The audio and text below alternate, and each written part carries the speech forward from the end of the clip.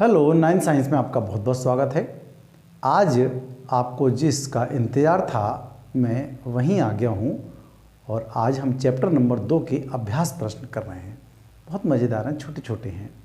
जैसे कोई चीज़ मिल जाती है, दो चीज़ मिल जाती हैं, मतलब मिश्रित हो जाती हैं, तो उनको हम कैसे अलग करें, कैसे पृथक करें, बस इन प्रश्नों में ये वाली चीज़ हम देखेंगे।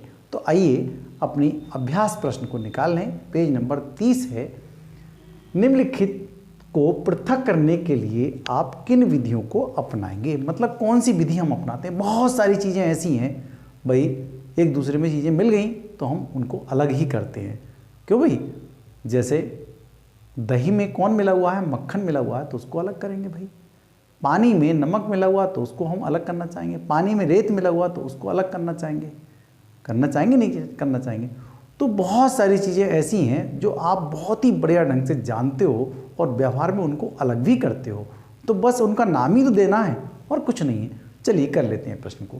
क्या है नंबर 1, सोडियम क्लोराइड को जल के विलयन से पृथक करने में। देखो सोडियम क्लोराइड का मतलब नमक और ये है जल, तो नमक और जल को हम कैसे करें अलग, ये बात आप बहुत ही बढ़िया ढंग से बाष्पीकरण विधि में सीख चुके हैं। तो वही वाली विधि मैंने यहाँ पर लिख दी है, उसका क्या कर देंगे हम, बाष्पन कर देंगे।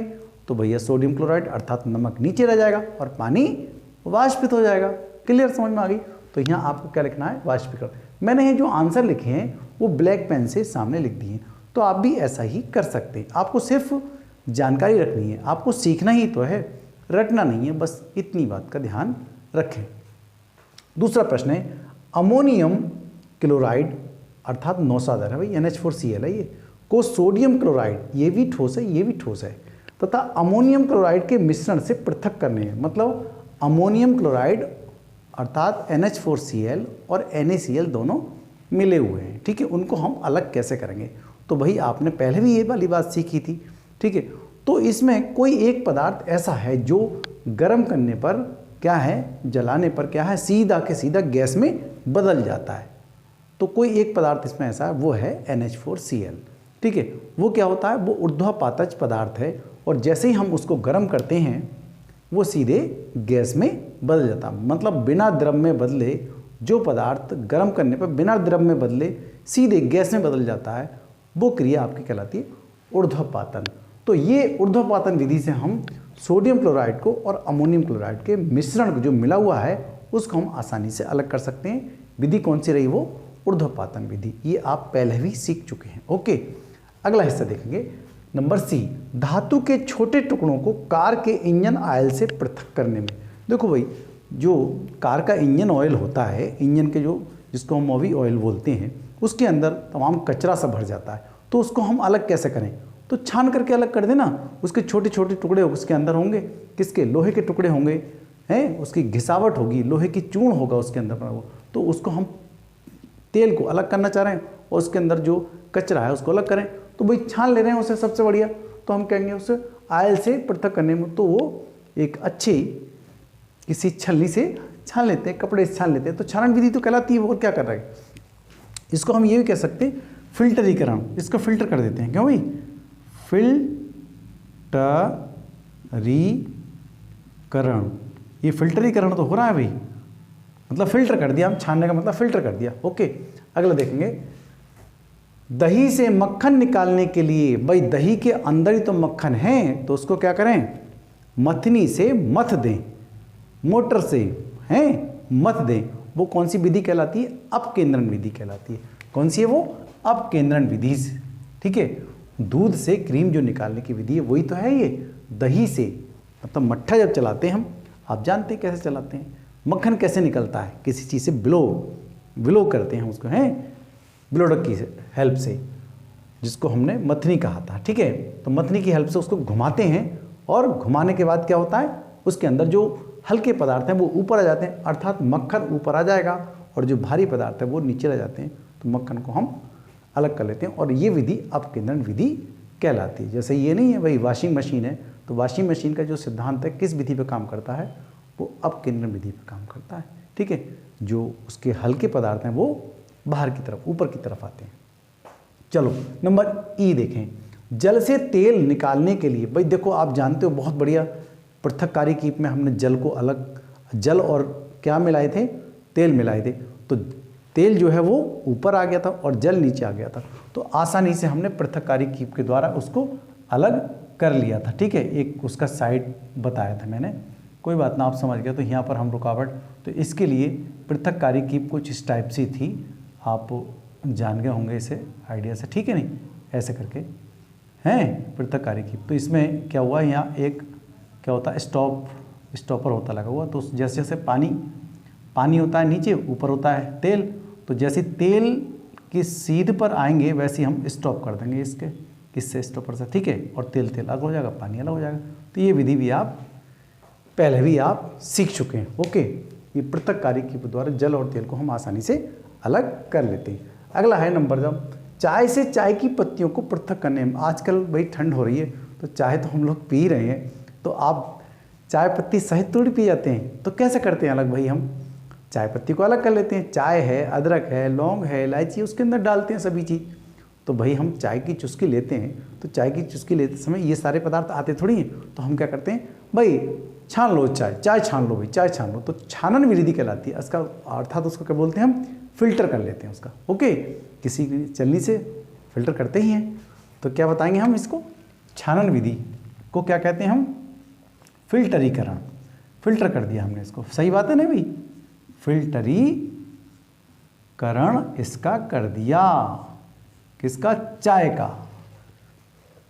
चाय को छान लेते हैं बढ़िया बर्तन, बढ़िया कप में, और उसको पीते हैं। फिर बालू से लोहे की पिनों को पृथक करने में जो धूल है या मिट्टी, रेत है, उसके अंदर क्या हुआ, ये धूल के कण हैं या रेत है, तो उसके अंदर आलपिन गिर गई, तो आलपिन को कौन खींच सकता है जल्दी, लोहे की आलपिन को कौन खींच सकता है, तो जल्दी से निकल आएंगे। तो हम क्या करते हैं, यहाँ से चुंबक लगाते हैं, चुंबक से ही आ जाती हैं। आपने देखा होगा ना, बहुत सारे बच्चों को देखा होगा कि दुकान, लोहे की दुकान के आसपास बहुत सारी चीज़ें, उसके अंदर मिट्टी के अंदर छोटे छोटे कण जो हैं लोहे के खो जाते हैं, तो वो चुंबक लेते हैं और चुंबक को घुमाते रहते हैं, तो चुंबक पर सारा क्या हो जाता है, सब चुंबक पर जो लोहे के कण चिपक जाते हैं और धूल साफ हो जाती है, मतलब रेत अलग हो जाता है, बालू अलग हो जाती है, तो आराम से वो क्या कहलाती है, चुंबकीय पृथक्करण विधि कहलाएगी। ओके, ये आपके ब्लैक पेन से मैंने आंसर लिख दिए हैं यहाँ पर जल्दी जल्दी समझने के लिए। ओके, अब भूसे से गेहूं के दानों को पृथक करने में कौन सी विधि आती है भाई, भूसा है और फटकते हैं उसको, ठीक है, या हवा आती है, हवा से हम क्या करते हैं, इस तरह से गेहूं को गिराते हैं, ठीक है, तो ये हवा आती है, एयर आती है, तो इस भूसे को उड़ा के ले जाती है, और भूसे को जब उड़ा ले जाती है, ये ब्लोइंग विधि भी कहलाती है, फटकन विधि कह सकते हैं। तो भारी कण जो है वो क्या कहलाते हैं, ये नीचे बैठ जाते हैं, गेहूं के ढेर यहाँ लग जाता है और बाकी भूसा उड़ जाता है। तो हवा के द्वारा भी हम इसको अलग कर सकते हैं, इसको हम फटकन विधि आराम से कह सकते हैं, सही बात है ना। अगला हिस्सा देखेंगे, नंबर आई, पानी में तैरते हुए महीन मिट्टी के कण पानी से अलग करने के लिए छानन विधि कहते नहीं भाई, फिल्टर कर लिया पानी को, फिल्टर कर लिया आपने, हमारे पास तो बहुत बढ़िया फिल्टर है, तो उसके अंदर पानी के अंदर छोटे छोटे मिट्टी के कण आ जाते हैं, तो उसका हम क्या करते हैं, छानते हैं, बहुत साधारण विधि से छान लेते हैं, ठीक है, अर्थात उसके अंदर कैंडल भी लगे होते हैं, जो फिल्टर लगे होते हैं, बारीक बारीक फिल्टर होते हैं कैंडल उसके अंदर, तो बारीक कण को वो जाने नहीं देते हैं, ठीक है, और एकदम साफ पानी हमारा हो जाता है, वो क्या कहलाती है, हमारी छानन विधि को हम क्या कह सकते हैं, और फिल्टर विधि, फिल्टर कर लिया पानी को हमने, फिल्टरीकरण कह सकते हैं ना, बोलो भाई, फिल्टरीकरण विधि से हमने इसको पानी को, आजकल बहुत ज़्यादा गंदा पानी हो जाता है ना, तो हम उसका फिल्टर ही तो करते हैं, तो उसको हम छानते हैं, ठीक है, छानन विधि कह सकते हैं या फिल्टरीकरण विधि, इसको हम आराम से कह सकते हैं, कोई दिक्कत नहीं है। तो आप अच्छे ढंग से जानते हो, आजकल हम यूज़ कर ही रहे हैं घरों में, बहुत जगह फ़िल्टर यूज़ कर रहे हैं, बिना फ़िल्टर के तो काम भी नहीं चल रहा, क्योंकि बहुत ज़्यादा पानी गंदा हो जाता है, पीने योग्य पानी नहीं रहता, तो पीने योग्य पानी बनाने के लिए हम उसका क्या करते हैं, फिल्टरीकरण करते हैं, प्योरीफिकेशन करते हैं, प्योरीफायर लगाते हैं उसके अंदर, ठीक है। आगे नंबर देखेंगे, जे नंबर, पुष्प की पंखुड़ियों के निचोड़ से विभिन्न रंजकों को पृथक करने। भाई पुष्प की जो अंदर जो पंखुड़ियाँ होते हैं विभिन्न प्रकार के रंग होती हैं, उनको रंजक बोलते हैं ना, तो उनको हम कैसे अलग करते हैं, ये बात हमने क्रोमेटोग्राफी विधि बताई थी आपको याद होगा। तो जो कलर होगा उसके अंदर जो चढ़ता है कलर, जिसकी स्पीड तेज होती है वो अलग हो जाएगा, वो अलग हो जाएगा। ठीक है, आओ भाई अब दूसरा क्वेश्चन कर लेते हैं। दूसरा क्वेश्चन करने से पहले थोड़ा सा, हमारा पहला क्वेश्चन थोड़ा सा इस तरह का था तो थक गए होंगे नहीं, तो आओ चाय पी लेते हैं। चाय कैसे बनती है तो मालूम है आपको, हैं? चाय में सबसे पहले हम पानी को गर्म करते हैं। क्वेश्चन तो संबंधित वही है, आप क्वेश्चन मत पढ़ना भाई अभी। तो पहले हमने थोड़ा पानी लिया, 100 ml पानी लिया और गर्म करा, उबाल आ गया, उसके अंदर थोड़ी सी हमने चीनी डाली, फिर चाय पत्ती डाली, अदरक डाली, ये सी बहुत सारी चीज़ें उसके अंदर धीरे धीरे हम डालना है। तो पानी जो है, पानी के अंदर सभी चीज़ें ज़्यादातर घुल जाती हैं, घुल जाती नहीं, खो जाती हैं। चलो तो हम ले लेते हैं भाई, पानी की बात कर लेते हैं। चलो भाई 100 ml हमने पानी एक भगोने में, हम 2 कप चाय बनाना चाह रहे हैं। तो ये भगोना तैयार आपका हो गया, ये भगोना हो गया और इसको हमने क्या करना शुरू कर दिया, अब गरम। ठीक है, आपको चित्र तो नहीं बनाना है, हमने ये गरम करना शुरू कर दिया। ठीक है, अब इसमें हमने पानी ले लिया 100 ml। अब थोड़ी देर में ये पानी उबल गया। अब बताओ तुम खुद, उबल गया तो क्या डालें अब इसके अंदर? पानी भाई बहुत बढ़िया विलायक है। पानी कैसा है? विलायक। सही बात है ना, पानी विलायक, क्योंकि इसमें अब हम डालने वाले हैं चीनी। जब चीनी डालेंगे तो चीनी इसके अंदर क्या हो जाएगी? घुल जाएगी। ये क्यों घुल जाएगी? क्योंकि ये घुलनशील है, इसलिए ये घुलनशील है, इसलिए ये घुल जाएगी। और चीनी विलय हो जाएगी, इसलिए इसको हम विलय भी कहेंगे। घुलनशील, तो ये विलय और विलायक दोनों को मिलाकर क्या बन जाता है? ये विलयन तैयार हो जाता है। होता नहीं होता है इस तरह से। और इसके अंदर और अब क्या डाला है? थोड़ी देर उबलने लगाइए, 3-4 मिनट उबला, चीनी एकदम घुल गई और उसके बाद हम डालते हैं अब चाय पत्ती।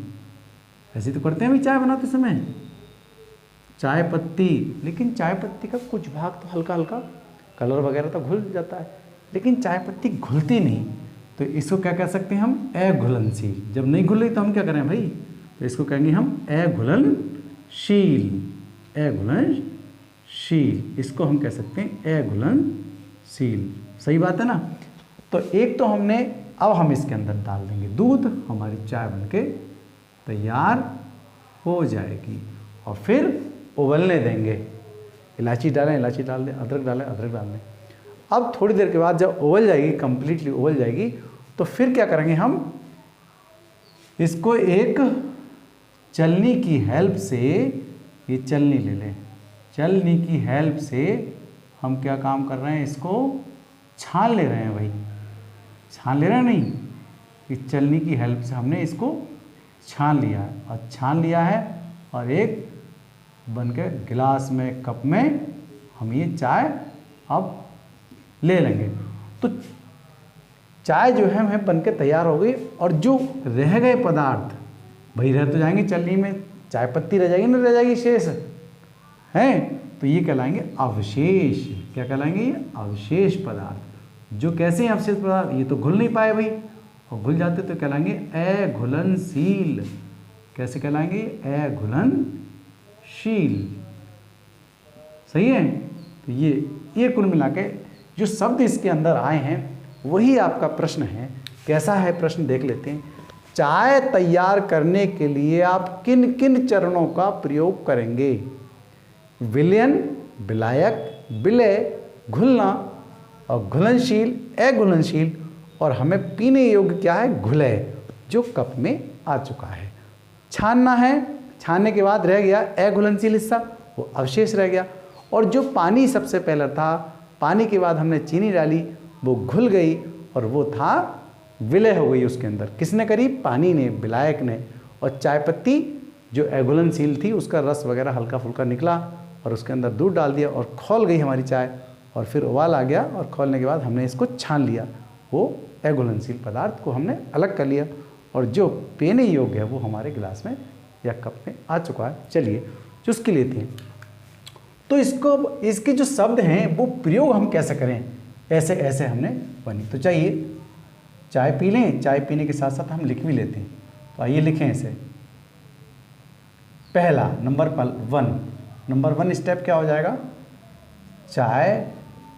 चाय बनाने के लिए लगभग 100 ml पानी। तो पानी जो चीज़ है इसमें हर चीज़ घुल जाती है, इसलिए उसको विलायक कहा गया। तो प्रश्न है, चाय तैयार करने के लिए आप किन किन चरणों का, तो जो चरण है वो है हमारे पास विलयन है, विलायक है, विलय है, घुलना, घुलनशील, अघुलनशील, घुलय, फिल्ट्रेट तथा अवशेष शब्दों का। तो चाय बनाते समय इन शब्दों का हम प्रयोग इसमें स्टेप में करेंगे। तो यहाँ मैंने क्या किया है, यहाँ ब्रैकेट लगा दिए हैं, ठीक है, कंप्लीट लिख चुके हैं, ब्रैकेट लगा दिए। तो इसमें इन शब्दों को भरना है, खाली जगह पर भरना है। कैसे कैसे भरते हैं आइए देख लेते हैं। चाय बनाने के लिए लगभग 100 ml पानी, और आप जान रहे हैं पानी का मतलब क्या, वो सबको घोल लेता है। तो इसके लिए हम लिख रहे हैं यहाँ पर विलायक। क्या है ये? विलायक। क्लियर? ये तो हो गया आपका विलायक। अब आगे चलते हैं। विलायक बर्तन में लेकर गर्म करते हैं, इसके बाद 1 चम्मच चीनी, और चीनी आराम से उसके अंदर घुल जाती है, इसलिए उसको क्या कहते हैं हम? विलय। तो ये हो गया आपका विलय, ये कहलाया आपका विलय। क्लियर? यहाँ तक तो क्लियर हो गया होगा।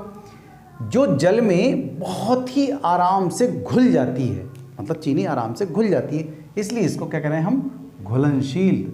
देखिए किन किन शब्दों का प्रयोग हम यहाँ पर कर रहे हैं, तो ये घुलनशील कहलाएगा। ओके, घुलनशील है। तो यहाँ तक किस किस शब्द का प्रयोग हो चुका है आप देखें, घुलनशील है। उसके बाद अब इसमें चाय पत्ती तथा दूध डालकर 3-4 मिनट तक उबालते हैं। जब तक उबालेंगे नहीं तब तक मज़ा नहीं आएगा। तो उबालते हैं अर्थात वो खोल जाती है। खोलने के बाद हम देखते हैं इस तरह से आपका जो लिक्विड है, जो विलयन है, तो क्या लिखूँ मैं यहाँ पर? विलयन। विलयन, क्योंकि इसमें चीनी घुल चुकी है, दूध पड़ चुका है, सब कुछ। तो ये विलयन अर्थात चाय बनकर तैयार हो जाती है। ओके, परंतु चाय पत्ती चाय पत्ती के घुल जाती है, जैसे चीनी घुल गई, चाय पत्ती नहीं घुली उस पानी के या दूध के अंदर, नहीं घुल रही है ना, तो वो जिसका घुलना संभव नहीं है, जिसका घुलना, देखिए शब्द ये भी प्रयोग यहाँ पर आ गया, घुलना संभव नहीं है, अर्थात वो अघुलनशील है, मतलब घुल नहीं पाई। तो ये कहेंगे हम अघुलनशील,